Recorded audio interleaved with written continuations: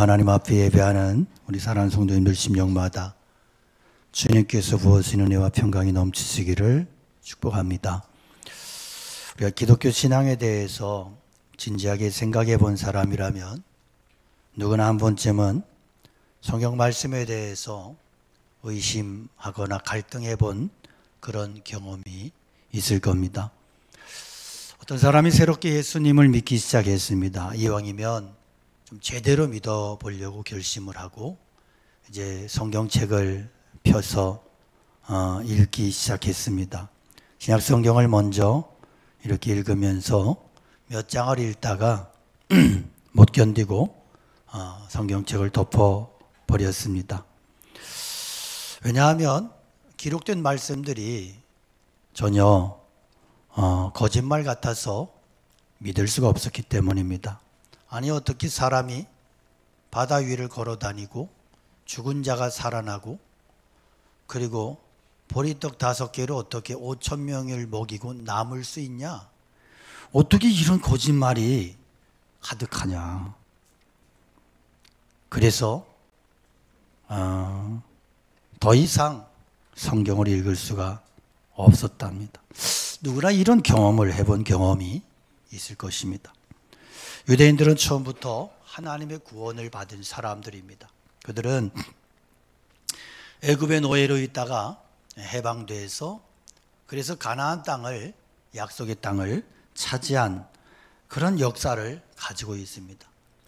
그들이 이제 말씀에 불순종하고 가나안 땅에서 쫓겨난 이후에 망하게 됐을 때 하나님께서는 선지자를 보내셔서 일제히 선지자들이 한 메시아 그리스도를 보내주실 것이라고 하는 그러한 메시지를 외치기 시작했고, 유대인들은 수백 년간 그 메시지를 믿고 이제 메시아를 기다리게 됐습니다. 그러는 가운데 유대 광야에 한 선지자가 나타납니다. 위대한 선지자가 나타나서 말씀을 외치는데 너무너무 능력이 있습니다. 그가 세례 요한입니다. 그 세례 요한이 예수님을 향해서 직접 저분이 메시아라고 그렇게 지적하고 선포합니다. 그런데 메시아라고 외친 세례 요한이 메시아라고 그렇게 선포한 그분이 예루살렘으로 올라가시더니 성전을 다 뒤집어 엎으시는 거예요. 이것은 당신이 누구신가에 대한 놀라운 표적이었지만 이 사건으로 예수님과 유대인들의 관계는 더 적대적이 되고 맙니다. 유대인들이 등을 돌린 가장 결정적인 사건은 38년 된 병자를 고치신 그 이후였습니다. 그들에게 있어서 안식일은 어떤 일도 하면 안 되는 날입니다. 그런데 예수님께서 병자를 향해서 안식일에 너의 자리를 들고 걸어가라 말씀하셨고 병자가 자리를 들고 걸어갔단 말이에요. 자, 이것을 가지고 유대인들이 안식일을 범한 주범이다. 하나님의 아들이라면서 하나님의 아들이 어떻게 안식일을 범하냐? 하나님이 안식일을 범한다고? 말도 안 된다. 가짜다. 이렇게 주장을 하면서 예수님을 대적하기 시작합니다. 그래서 이 사건 이후로 예수님을 대놓고 대적하고 거역하기 시작하고, 그래서 예수님께서는 이 사건 이후에 그들을 향해서 답변을 해야 되는 그런 상황이 됐고, 오늘 본문이 그런 내용으로 관련된 말씀입니다. 자, 놀라운 것은 예수님께서 유대인들의 강력한 반대에 부딪히지만 결국 당황하거나 불안해하지 않으셨다는 거예요. 두려워하지 않으셨다는 거예요. 자신의 정당성을 증명하기 위해서 어떤 고민도 변명도 갈등도 하지 않으셨어요. 그 이유는 당신께서 스스로 증거하시지 않더라도 당신을 증거해 주실 분이 계시다는 거예요. 내가 만일 나를 위하여 증언하면 내 증언은 참되지 아니하되 나를 위하여 증언하시는 이가 따로 있으니 나를 위하여 증언하시는 그 증언이 참인 줄 아노라. 예수님이 전혀 두려워하거나 당황하지 않으셨던 이유가 있어요. 그 근거는 친히 하나님 아버지께서 아들을 이 땅에 보내셨기 때문에, 그래서 보내신 하나님 아버지께서 당신을 증언해 주시고 모든 것을 입증해 주실 것이라는 거예요. 자, 예수님이 하나님께서 보내신 그리스도라는 사실을 무엇으로 입증할 수 있나요? 가장 분명한 것은 부활입니다. 예수님의 부활이에요. 제자들까지도 예수님이 부활하기 전까지, 부활하실 때까지 그가 하나님의 아들 그리스도 되심을 믿지 못했어요. 예수님은 스스로 아무것도 증거하지 않으셨어요. 그것은 오직 아버지의 뜻에 따라서 주님은 끝까지 죽기까지 순종하셨고, 그리고 그 순종의 결과 하나님께서 당신의 메시아 되심을, 하나님 아들 되심을 증언하실 것을 믿으셨습니다. 예수님이 하나님의 아들이심을 가장 증거하는 확실한 그 증거는 예수님의 십자가 죽으심과 부활입니다. 이것보다도 분명한 증거는 없어요. 그래서 이 교회는 증인 공동체예요. 무슨 증인?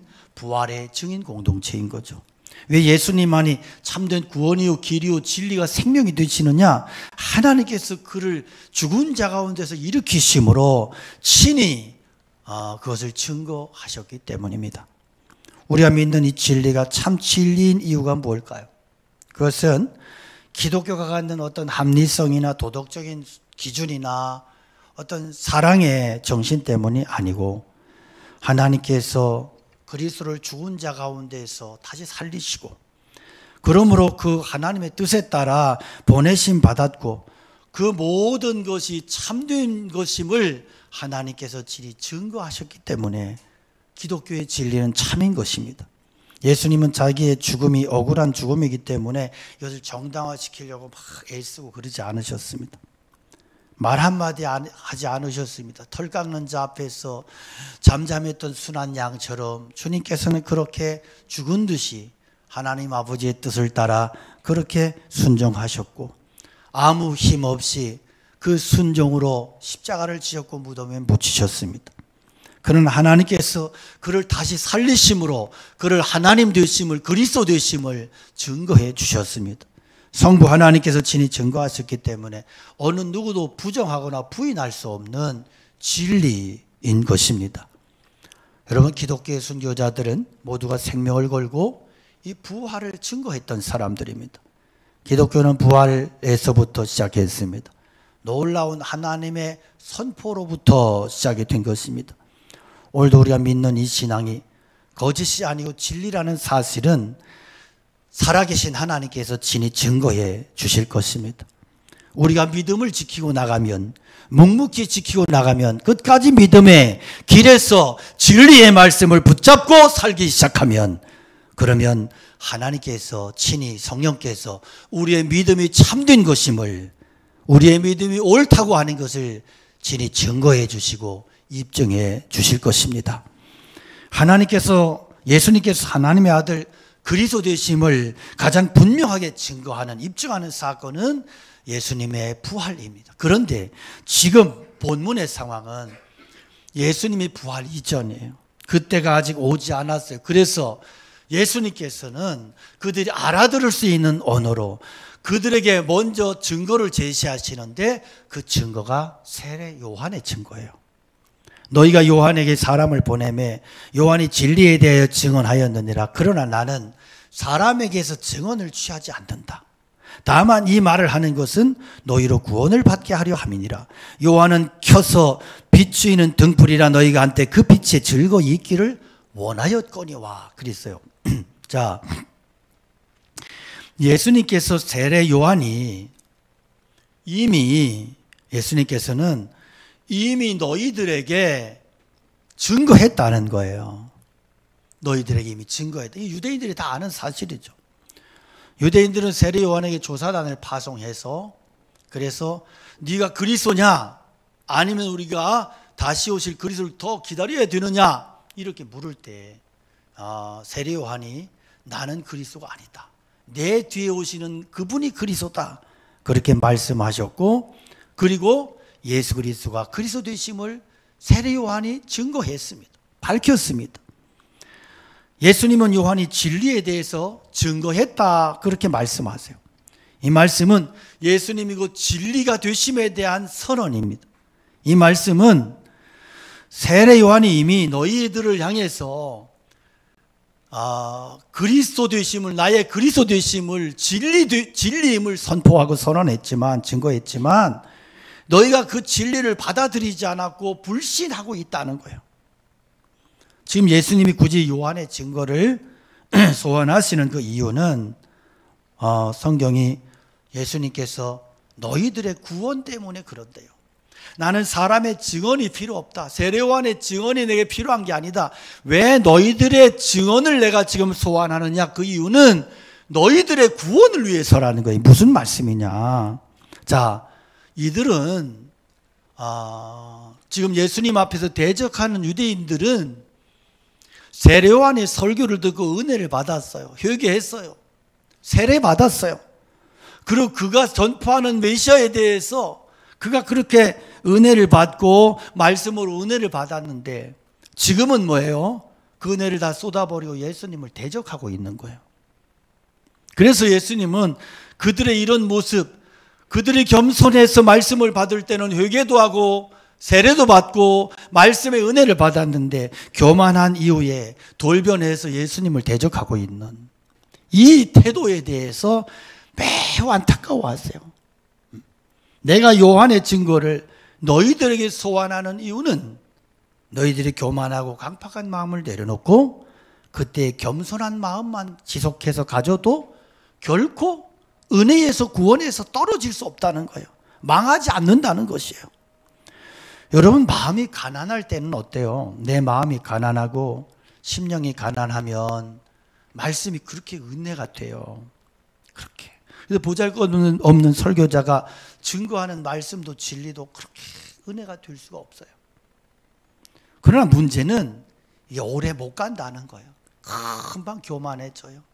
금방 내가 나와요. 그래서 금방 은혜를 쏟아버리고 변질되고 그렇게 돼요. 여러분, 이 가난한 마음 하나만 붙잡고 있어도 구원을 잃어버리지 않는다는 거예요. 그래서 심령이 가난한 자가 복이 있다. 천국이 저의 것이다. 그 말씀이에요. 내 마음이 가난할 때 하나님의 나라를 잃어버리지 않는다. 저는 여러분들이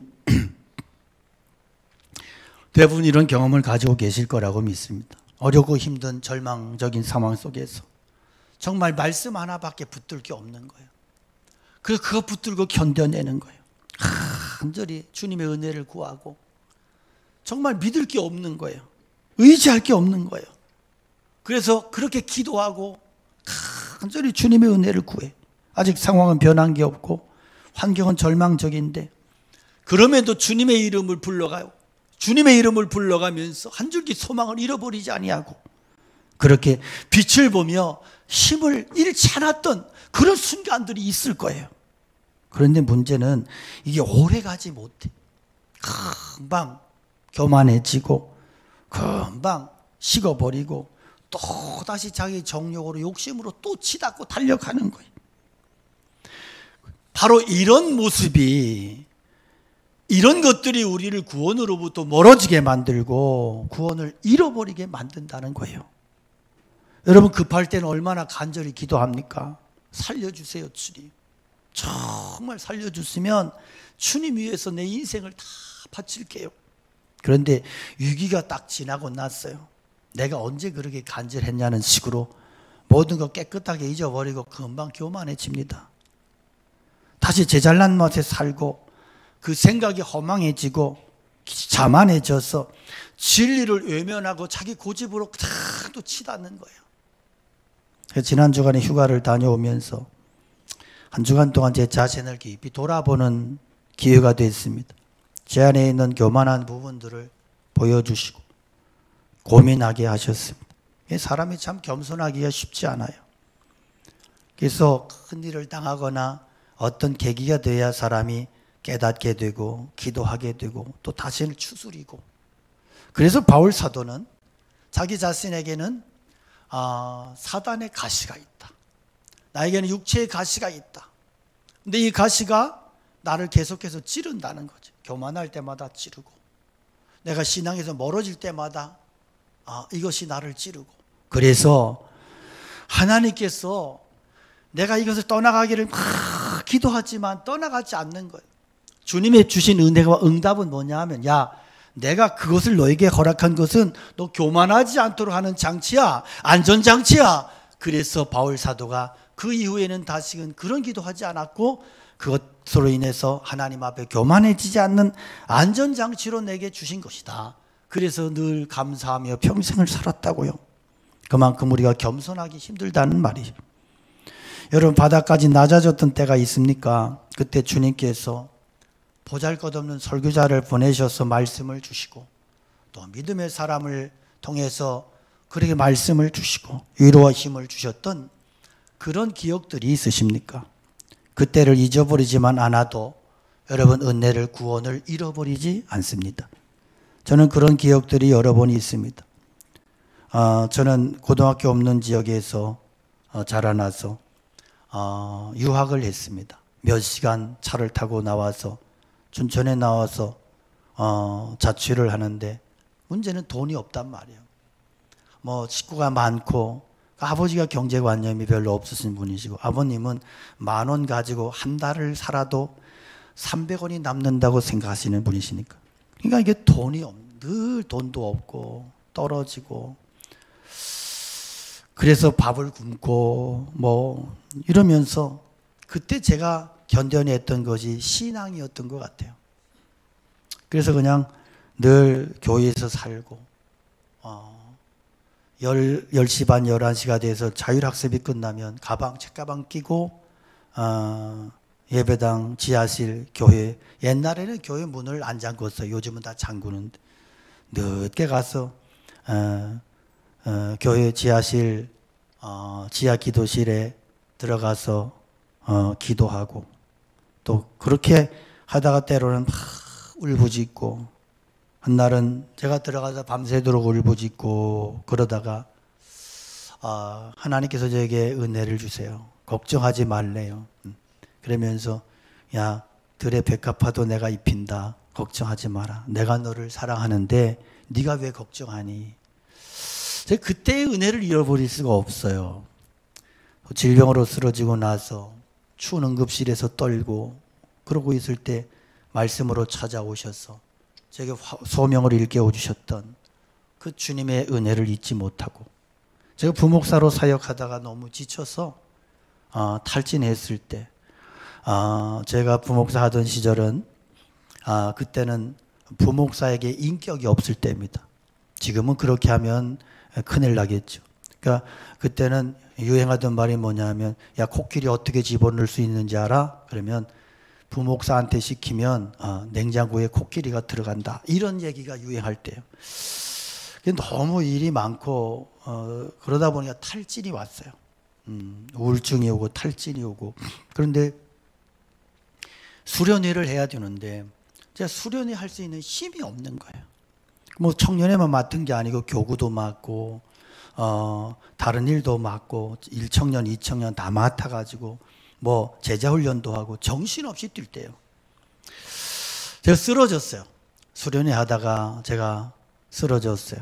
그래서 제가 청년들 보고 그랬어요. 내가 사역할 수 있는 힘이 더 이상 남아있지 않다고. 제가 울면서, 그래서 청년들 보고 여러분이 나를 위해 기도해 달라. 그래서 청년들이 저에게 달려들어서 막 울부짖고 기도하고 쓰러진 저를 끌어안고 그랬던 기억이 있습니다. 그때 주님께서 저에게 말씀을 주셨습니다. 저를 일으켜 세워주셨습니다. 제가 가장 힘들고 어려울 때마다 저를 찾아오셔서 말씀으로 저를 일으켜 세워주셨던, 그리고 힘을 주시고 다시금 일하게 하셨던 그 은혜를 제가 잊을 수가 없습니다. 저는 그런 것들 때문에 주님을 잊지를 못합니다. 그날 그때 이후로 아무리 어려운 일을 당해도 주님 여전히 살아계시고 여전히 저와 함께 하신다는 그 은혜를, 사실을 늘 깨닫고 삽니다. 때로는 제 안에서 이런 뜨거운 은혜의 경험이 희미해질까 봐 두렵습니다. 마지막 주님 앞에 서는 그날에 정말 진실한 뜨거운 사랑과 믿음을 가지고 주님 앞에 서야 될 텐데 그 믿음이 흐려질까 봐 두렵습니다. 교만이 쌓여서 그때들은 그 은혜와 진리들을 잊어버린다면 모든 것이 망하는 것입니다. 요한은 켜서 비추이는 등불이라. 너희가 한때 그 빛에 즐거이 있기를 원하였거니와. 요한은 당시에 암흑을 비추는 횃불 같은 존재였습니다. 이제는 태양이신 그리스도가 떠올랐으니 등불이 필요하지 않은 거예요. 그런데 이들은 횃불인 요한 옆에 즐겨 있기를 좋아했습니다. 안주하기를 좋아했어요. 그의 설교를 좋아했고 세례를 받았습니다. 그러나 그것이 그들을 새롭게 변화시킬 수는 없었습니다. 그들의 문제가 뭐냐? 그들은 요한의 진리를 듣는 것만 좋아했지 그 진리로 변화되기를 원치 않았던 거예요. 안타까운 것은 오늘날 우리도 얼마든지 그럴 수 있다는 거죠. 사실 우리는 듣는 것에는 익숙합니다. 듣는 것에는 너무너무 익숙해져 있어요. 훈련되어 있어요. 그러나 내 삶의 기질이 변화되기를 기도하지는 않아요. 내가 얼마나 교만하고 내가 얼마나 믿음대로 살지 못하고 내가 얼마나 내 성격과 기질이 얼마나 못되고 교만한지 주님 이것을 고쳐주세요. 나를 변화시켜 달라는 기도는 하지 않아요. 여러분 말씀 들을 때 중요한 것은 태도예요. 말씀 듣는 태도가 그의 믿음이에요.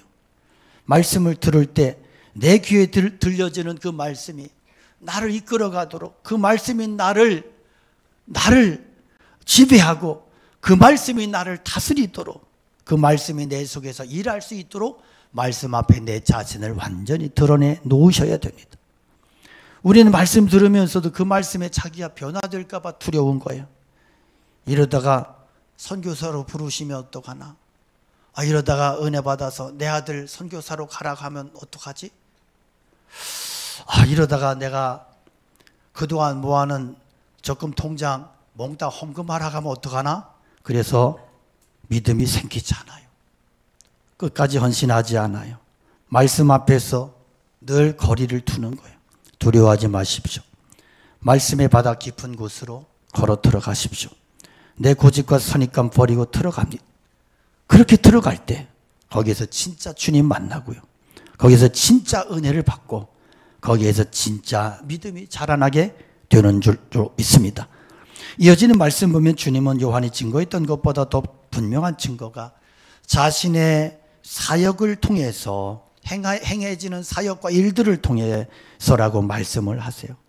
그런데 공동번역 36절을 공동번역으로 읽으면 이렇습니다. 그런데 나에게는 요한의 증언보다 훨씬 더 나은 증언이 있다. 지금 내가 하고 있는 일은 아버지께서 나에게 성취하라고 맡겨주신 일인데 그것이 바로 아버지께서 나를 보내셨다는 증거가 된다.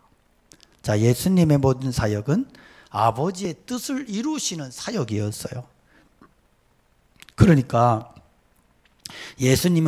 예수님의 모든 사역 속에 놀라운 기적이 있고 능력이 있고 역사가 있는데 예수님은 이 모든 놀라운 역사, 기적과 이적과 이 모든 능력은 예수님의 능력이 아니고 아버지의 뜻에 순종함으로 순종의 결과로 나타나진 하나님의 그리스도이심에 대한 증언이고 증거라는 거예요.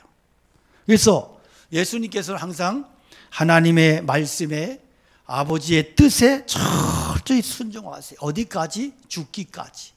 십자가에 죽기까지, 자신을 내어놓기까지 순종하셨어요. 그래서 그 순종 속에서 나타나진 결과가 예수님의 사역 속에서의 기적이고 능력이고 역사라는 거예요. 그래서 아들은 전적으로 아버지의 뜻에 순종하셨고 하나님께서는 순종하시는 아들 그리스도를 통해서 영광을 드러내셨단 말입니다. 여러분 우리가 성경을 자세히 보면 기적이 많이 있었던 게 아니에요. 항상 많이 일어났던 게 아니에요.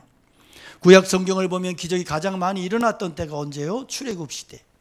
하나님의 백성을 구원하셔서 이끌어내실 때, 하나님의 백성들을 이끌어내셔서 한 나라를 세우실 때 가장 큰 많은 기적이 일어나고요.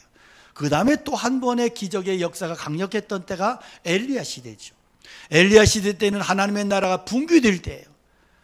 하나님의 나라가 완전히 무너질 때, 그때 하나님께서 무너지는 하나님의 나라를 다시 세우시기 위해서, 일으키시기 위해서 기적의 역사를 일으키십니다. 그 다음이 예수님의 시대입니다. 십자가로 당신의 백성들을 구원하시고 그들로 하나님의 백성을 삼으실 때 가장 많은 기적들이 나타납니다. 그런데 이 기적들도 하나님께서 아들 그리스도를 증거하기 위해서 행하셨고, 아들은 이것을 통해서 메시아 되심에 대한 증거와 확신으로 그렇게 삼으셨던 것입니다.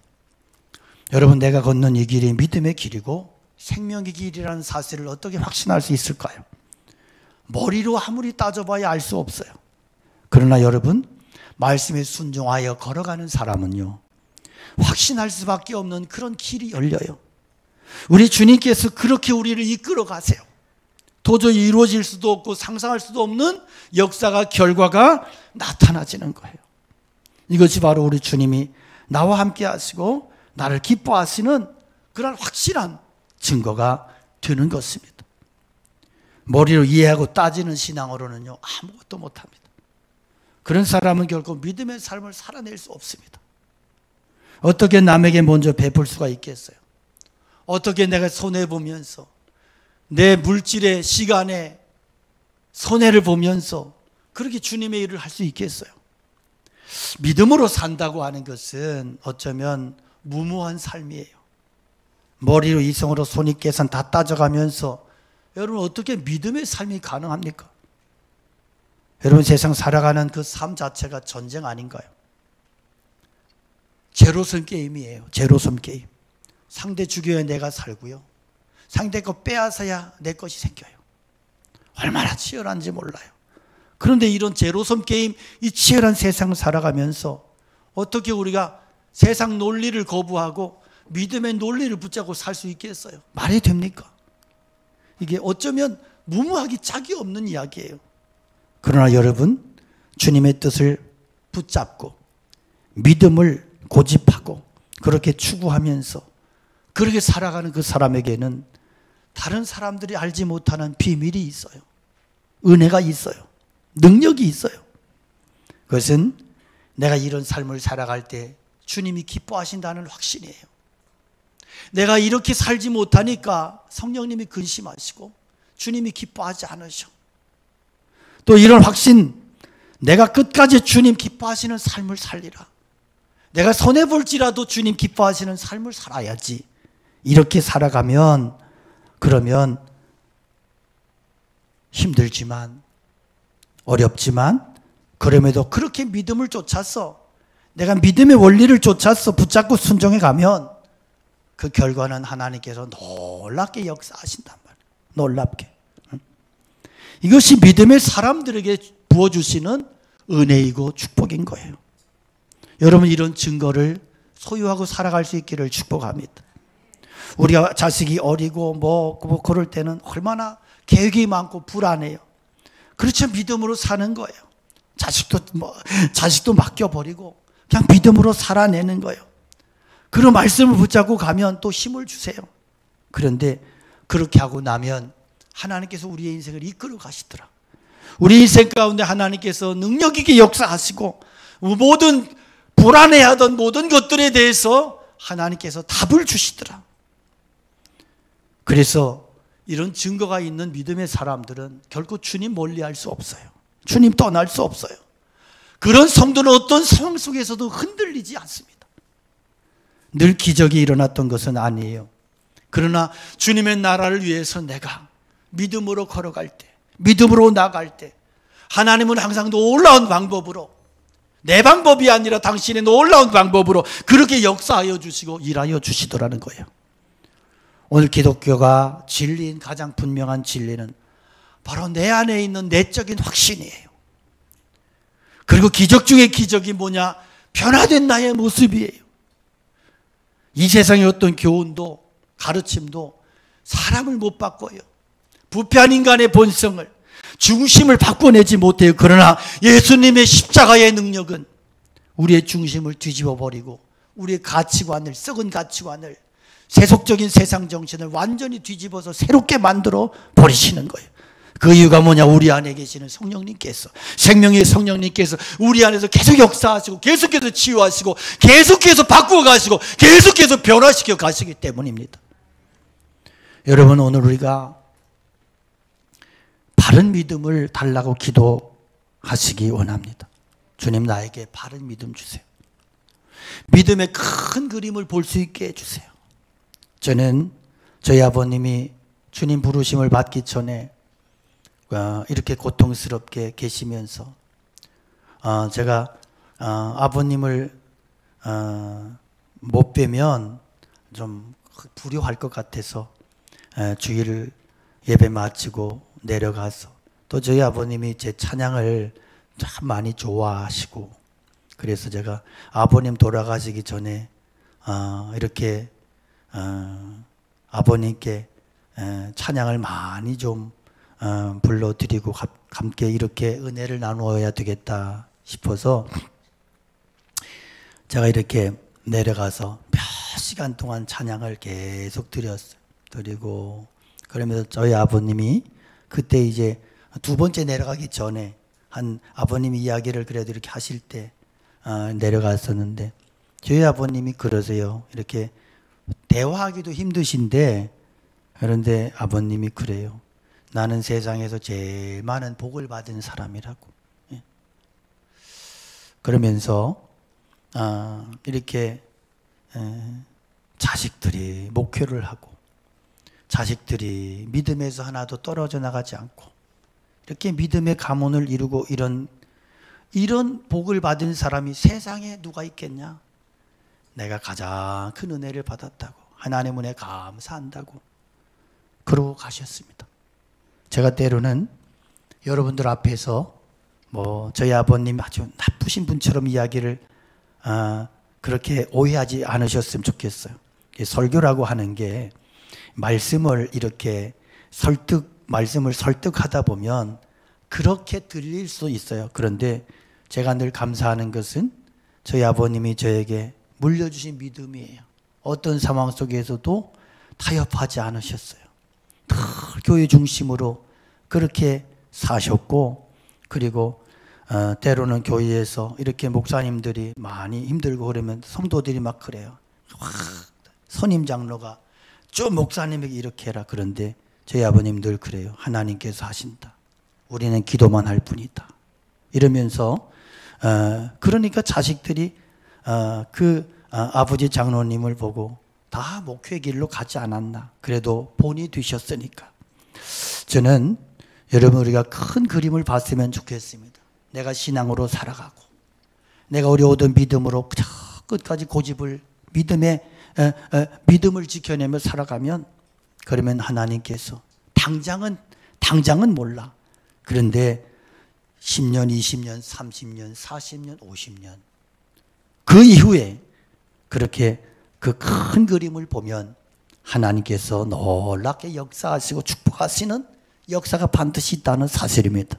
여러분, 오늘 우리가 주님의 뜻을 힘들어도 벼랑 끝에 설지라도 주님의 말씀에 순종할 수 있는 믿음을 구하십시다. 우리 심령의 말씀 안에서 끝까지 겸손하여질 수 있도록 기도하시기 원합니다. 그래서 끝까지 주님 앞에 충성하고 끝까지 믿음으로 살아갈 때 주님께서 우리 인생을 결국 실망시키지 않으실 것이고 우리 인생 가운데 놀라운 믿음의 역사가 축복이 함께 하실 줄로 믿습니다. 우리 말씀 기억하면서 찬양 올려 드리겠습니다.